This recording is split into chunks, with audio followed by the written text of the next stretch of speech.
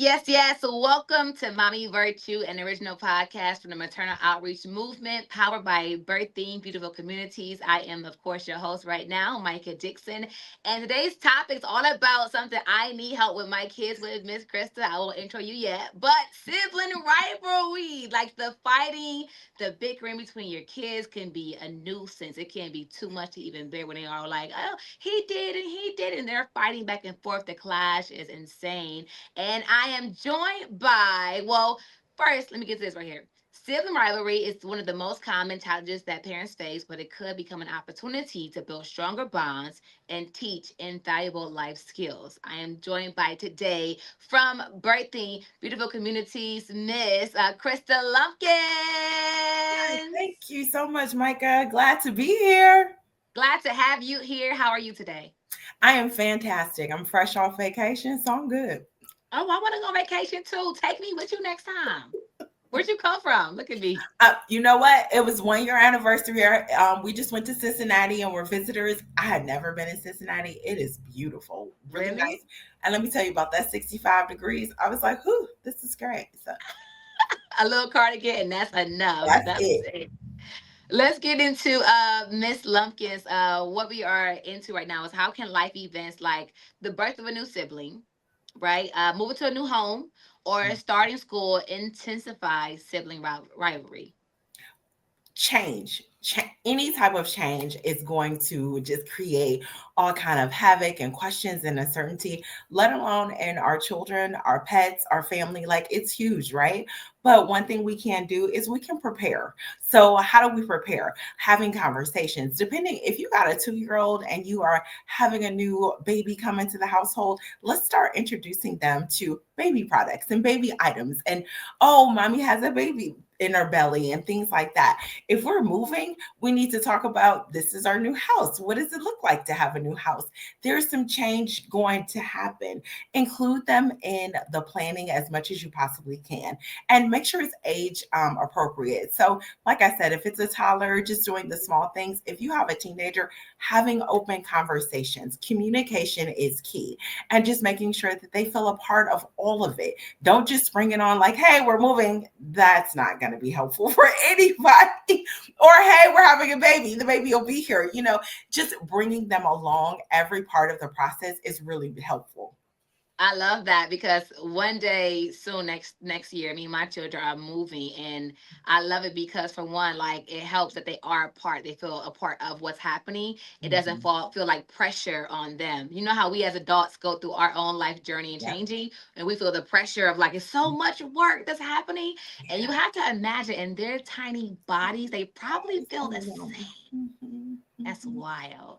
So, mhm. how might parents, unknowingly contribute to sibling rivalry? You know what I mean? Like, are there any kind of behaviors that we as mom, as dad, should be aware of?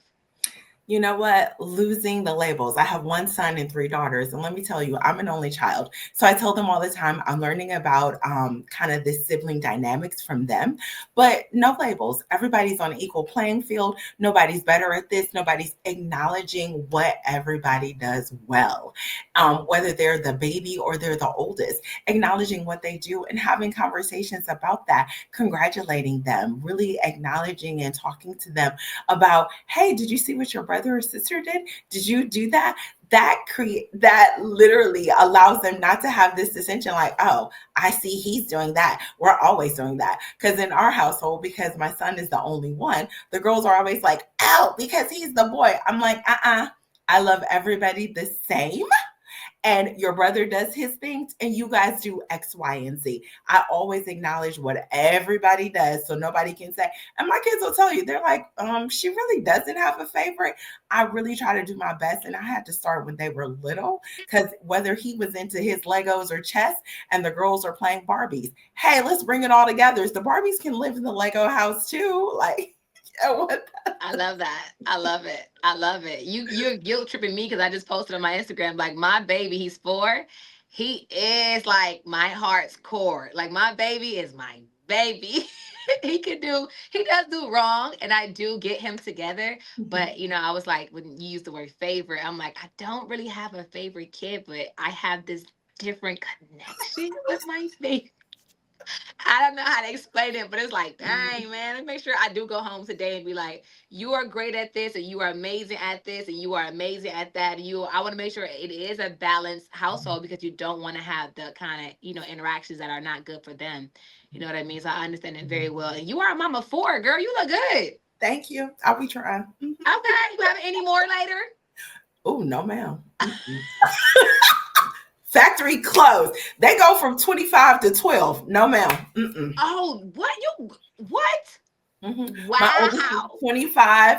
The two girls are at Ohio State. They're 21 and 19, and my baby is 12. Them some Talk good about genes. it. Talk about it. You look good. Talk Thank you. about it. Thank One day you. I want to be like you. Okay. Okay, come on. You there. Okay. Listen, we got to get you past this 4-year-old. Come on. Yes. Because them teenage years, you're going to be like, wait a minute, What sir. What you happened? doing? What happened? We're going to jump into one of our listener questions we did receive from Jennifer S. We can have that up on the screen. It says, my son and daughter are always fighting. How can I help them, even being opposite gender, get along better? So Jennifer wants to know with her son and daughter, how can she help them to get along better? So we can do this one or two ways. One way is stay out of the fighting. As you know, mom, they're looking for who's right and who's wrong. If you kind of ignore it for a little bit, stay out of it. And this will allow them to, one, really Mhm. try to actively dissolve the disagreement and problem solve on their own. Problem solving is one of those things that we don't really teach, but when our children are fighting, this is a great way to start them with conflict resolution. So if you kind of stay out of it. Now, if it escalates and we get to hitting and all of those things, then you can step in. But initially, just try to have them talk it out, work it out. They can problem solve themselves. And this Yeah. can start as young as when they're toddlers. Toddlers literally need to, it's okay if I don't want you to play with my toy, or it's okay if I don't want to play with you right now. Allow them to have that moment. You can Yes. watch it kind of unfold. And then, if need be, go in and, assist or help or offer some suggestions as well. But toddlers really want to make decisions on their own. And so, Yes. this is an opportunity if they are having a disagreement or a fight, allow them to kind of diffuse it. If they don't, then you can come in. But when you do come in as a parent, don't come in with, okay, you're wrong, you're right. Don't do that. Mm. Acknowledge both sides. I see that you all are having a disagreement. Please explain to me what's going on. And then Yes. that'll allow them to give their perspective and really talk about it. And as they're talking about it, you may find that they even then conflict resolve it themselves. And then you may not just have to do anything but listen to what was really going on. Yeah. Is it ever okay? Because I have a 12-year-old, my nephew I'm raising, and I have my 11-year-old son. And they always go at it when they go at it. Is it ever okay to let them walk away and into their own rooms to kind of just like calm down and pipe down, and then I can address it later on? Absolutely. Everybody needs a moment. When we get escalated and we get into conflict, we got to come down. And if Mhm. they're walking away, that's actually a mature way to say, you know what? I don't have the energy to deal with this right now. Let me walk away, diffuse myself, calm down, and then we can come back together and talk about it later. That's that emotional check in that we don't do as adults.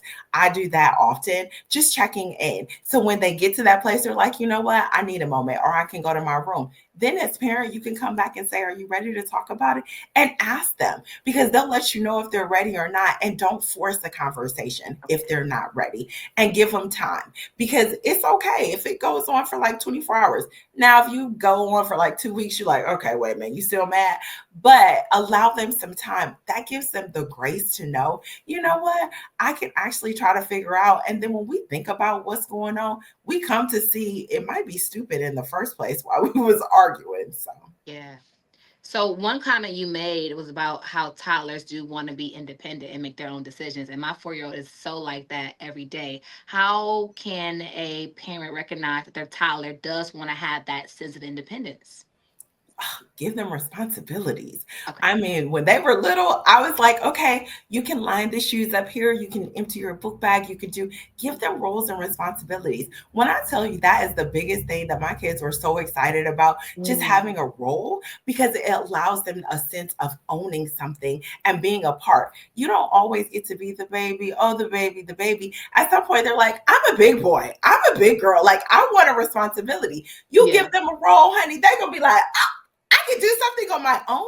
And it gives them the ownership and they're able to kind of fill it out. And then they want that affirmation. Then you affirm them. You did such a good job. Oh Mm. my goodness, look at you. And then you build upon that. So you start with like one role responsibility and then build upon it. Listen, your whole house will be clean. You be like, you did that. Yes, yes. You are writing a book about this, right? Yeah, I Okay. am. Okay, because Truly. no, I'm getting fed so much from your this Oh, one okay. conversation right here. I'm like, oh, okay, check this, check that, move this Mhm. around, do this. I'm like, this is so good. I love it. So for those who are watching right now, if you have any questions, man, submit your parenting questions and scenarios right now to zhiphopcleveland.com/mom. Also, Miss Lumpkin, how can parents avoid the appearance of favoritism when you already said that? You already answered that question. When resolving conflicts, you said to ignore them both, if that is the Mhm. case. What are And some arrange time with them. Give them their times to be individuals. So if there's a mommy and son date, a mommy and daughter date, like give them their individual time. One thing that when you have siblings and multiple children, you gotta respect them as an individual and not as a group. Like yeah, now you're like, oh, these are my kids. But one child may be love Legos and the other child may love reading. So yeah, taking the time to really get involved with them and give them their uninterrupted time together. So whether it's 15, 20 minutes for your 4-year-old or 30 minutes for your teenager, allow okay, them to program and say, you know what, mom, can you play this video game with me? And then your 4-year-old be like, can we play trucks together? Give them that time where they don't have to worry about their other siblings. That yeah, one-on-one attention is like critical when they're developing in these years because they get to focus on you and you get to focus on them only. And then when you all do come back together, then mhm. everybody's like, oh, my time with mom was this. When I did this with mom, it makes them feel so good because they had their individual time with you. I love that. Thank you for that. So, what are some age appropriate techniques that parents can teach kids to express their feelings constructively instead of restoring to fighting? This is a good Mhm. one right here. hmm So let's talk about the toddler years. So that toddler elementary years, where we're still kind of developing, allow them to talk as much as they can. Uh huh. And books. Reading was very helpful. Just inviting them to read. Books now allow children to kind of express themselves a different way. Drawing is another way they can express their feelings and things like that. And through play and constructive play. So if our trucks are banging up against each other, why are Hmm. trucks bumping up against each other? Let's talk about that. Well, this truck is mad because this truck did that. So, and those kind of those adult children ages, they'll be doing that. When we get to those adolescent years, it's different. And Yeah, luckily, leaving the lines of communication open was critical. I mean, now they're older, they still talk to me, and I love it, Micah. I'll be like, oh gosh, I want to talk to me. Yes. Because their friends matter, their activities matter, whether they're in sports or things like that. And you kind of feel like you'll be kind of moved out of the way. They'll still sneak their conversations in I and love our it. talking time. And I absolutely love that. So even with adolescents, like I don't push too much. I ask and then allow them to tell me as much or as little as they want to. And as parents, I know sometimes we want to pry. Don't pry. Allow Mhm. them the time to tell you in their time. And that also gives them a sense of owning whatever it is that they want to share. And they don't feel that mom was forcing or anything like that. I don't argue with my children just because I want everybody to be able to express themselves freely. When it comes to their emotions, if they have to have a moment, let's take a moment. I have scream moments with my children. Listen, that tantrum in the Screen middle, moments. yes, you just lay on that floor and just scream. Take that moment to release. All the kids do it. My kids have had mental health days from school.